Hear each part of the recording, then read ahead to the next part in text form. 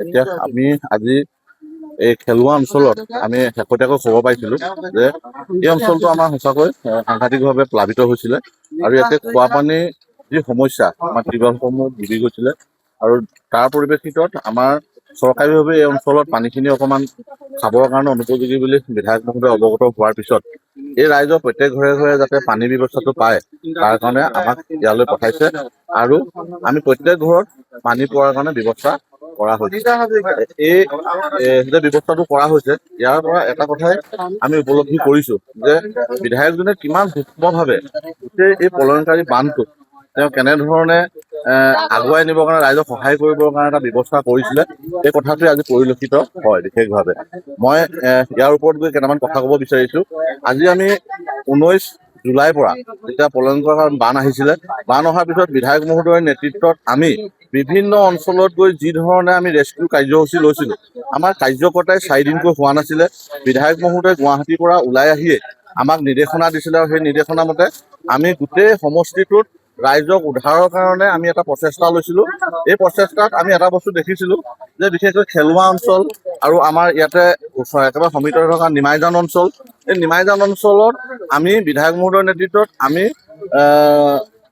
লক্ষ্মীনগৰৰ ফালৰ পৰা ৰেস্কিউ কৰিবৰ কাৰণে 4খনকৈ নাও ব্যৱহাৰ কৰিছিলে আৰু ইয়াৰ একেবাৰে ওচৰতে ডিমুৱাল যিখন আছিলে আমাৰ ডিমুৱাল স্কুল, এই স্কুলত আমি 3 দিনলৈকে আমি তাতে উপস্থিত হ'ব পৰা কোনো ব্যক্তি হ'ব পৰা নাছিলো। কিন্তু 3 দিনৰ দিনাখন বিধায়ক মহোদয় নিজে উপস্থিত হৈ SDR বাহিনী গাড়ীত উঠি গৈ প্ৰথমবাৰৰ কাৰণে তাতে দিয়াৰ মানে যিটো আমাৰ ৰেচন দিয়াৰ ব্যৱস্থা কৰিছিলে। আমি প্ৰথম পৰ্যায়ত পানী দিবৰ ব্যৱস্থা কৰিছিলো, তাৰপিছত বিস্কুট, তাৰ পৰা চিৰা, তাৰপিছতে আমি যি বানৰ ব্যৱস্থা আহিছিলে এই ব্যৱস্থাখিনিৰ মাজত থাকোঁতে আমি এটা বস্তু দেখিছিলো যে সেই এসপ্তাহ মানলৈকে সকলো ৰাইজে এটা সমভাৱে সকলোকে সহায় কৰা এটা পৰিৱেশ সৃষ্টি হৈছিলে।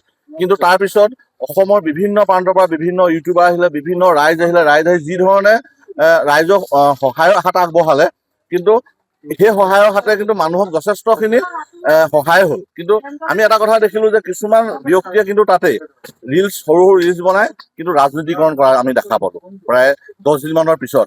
তাৰমানে এই 10 দিন যে পাৰ হৈছিলে, 10 দিনত কি ধৰণে মানুহখিনিয়ে কাম কৰিছিলে ৰাইজক সহায় কৰিবৰ কাৰণে সেই কথাখিনি নাহি খুদ বিধায়ক মহোদয়েও হাতত দুখ পাইছিলে আমাৰ বেতবাৰীত, তাত এখন আমি বেনাৰ দেখা পালো। সেই বেনাৰত কেনেকে দেখা পালো, আমি কৈছে যে এই বিধায়কজনক আমি বিচাৰি পোৱা নাই। কিন্তু সেই অঞ্চলতে ৰাইজক তেওঁ গাড়ীত উঠি লৈ তেওঁ দুষ্ট চক্ৰই এনেকুৱা ধৰণৰ কাৰ্য কৰিছে আৰু তাত আমি ৰাজনীতিকৰণৰ যি ধাৰা আমি তাক দেখা পোৱা গৈছিলে। সেইকাৰণে আমি এই কথাটো ক'ব বিচাৰিছো যে আজি আমি প্ৰথমবাৰৰ বাবে আমাৰ সংগঠনৰ ফালৰ পৰা আজি আমি বিবেচনা কৰি চাব। কিন্তু আমি গত দিনবিলাকত বিধায়ক মহোদয়ৰ নেতৃত্বত আমি যি উদ্ধাৰ কাৰ্য আৰু বিধায়ক মহোদয়ে নিজৰ তাতে কেম্প কৰি ৰাতিপুৱাই 16খন গাড়ীত পানী দি বিস্কুট দি আমি সমাইছিলো, যিবিলাক অঞ্চললৈ গাড়ীবিলাক নাযায় তাত ট্ৰেক্টৰে দিয়াৰ ব্যৱস্থা কৰা হৈছিলে। কিন্তু এই ধৰণে ৰাইজৰ মাজত কাম কৰি থকাৰ পিছতো কিন্তু কিছুমান দুষ্ট চক্ৰই মানে ৰিলচ বনাই বা আজি তেওঁ ইয়াতে অনুপস্থিত বুলি কৈ যি বাতাবৰণৰ সৃষ্টি কৰিব বিচাৰিছিলে, কিন্তু আজি আমাৰ ডিমৌ সমষ্টিৰ ৰাইজে তাক সম্পূৰ্ণৰূপে প্ৰত্যাখ্যান কৰি আজি পৰ্যন্ত যে এই অঞ্চলত পানীখিনি যে খাবৰ কাৰণে অনুপযোগী হৈ আছে, এই ৰাইজখিনি কিন্তু তেখেতে উদ্ধাৰৰ কাৰণে আজিও পানী বিতৰণৰ প্ৰচেষ্টাত আজি অব্যাহত ৰাখিছে আমাৰ কাৰ্যকৰ্তাজনে। কাৰণ কিয়নো তেওঁ এজন মন্ত্ৰী হয়, তেখেতে গোটেই শিৱসাগৰ ডিষ্ট্ৰিক্টটোৰ লগতে নিজৰ সমষ্টিৰ লগতে অসমখনক চাবলগীয়া হৈছে। আজি তেওঁ গৈ তেজপুৰত আছেগৈ। এই যি পৰিপ্ৰেক্ষিত, এই যি বাতাবৰণৰ মাজত আমাৰ যি দুষ্ট চক্ৰৰ যি পৰিকল্পিতভাৱে কৰা পৰিকল্পনা, এই পৰিকল্পনাবিলাকত আমি আজি তেখেতলোকক আমি সন্মুখৰ পৰা এই কথাখিনি আমি জনাব বিচাৰিছো যে বিধায়ক মহোদয়ে কি ধৰণে গোটেই সময়খিনি মুখৰ ওপৰত ক'বলৈ গ'লে সুশান্ত বৰগোহাঁই আচলতে সঠিকভাৱে পৰিচালনা নহলে আজিৰ দিনত যি ধৰণৰ সমস্যাৰ ৰাইজৰ সন্মুখীন হৈছিলে, সেই সমস্যাখিনি আজি সকলো ৰাইজ সুখী, কোনো ৰাইজ অসুখী নহয়। আমাৰ সমষ্টিত কোনো ৰাইজে তেনেকুৱা ধৰণৰ বাতাবৰণ পৰিবেশন, নিমাইজনে আমি দেখা পাইছো এটা বাতাবৰণ সৃষ্টি হৈছিলে। বাতাবৰণত কি সৃষ্টি হৈছিলে যে শিৱসাগৰ একেবাৰে দাঁতিকাষত দিখৌখন পাৰ হলে নিমাইজান, কিন্তু নিমাইজানৰ স্থানীয় ৰাইজে আমাৰ ডিমৌ সমষ্টিৰ ৰাইজে তাতে কোনো ধৰণৰ তেনেকুৱা ধৰণৰ পৰিৱেশ সৃষ্টি কৰা নাছিলে। কিন্তু কিছুমান ৰাইজ আমদানিকৃত হৈ তাতে এটা পৰিৱেশ সৃষ্টি কৰিছে, যিটো পৰিৱেশত এনেকুৱা ধৰণৰ বাতাবৰণ কৰিছিলে যেন বিধায়ক মহোদয় তাতে যোৱাই নাই। কিন্তু তাতে যদি আপুনি আজি যায় যে বিধায়ক মহোদয় প্ৰত্যেক ঘৰ মানুহৰ ঘৰত সোমাই কিন্তু তেওঁলোকৰ খবৰ লোৱাৰ আমাৰ ওচৰত ভিডিঅ' আছে আৰু ৰাইজো তাত তেওঁলোকৰ সন্তুষ্টি প্ৰকাশ।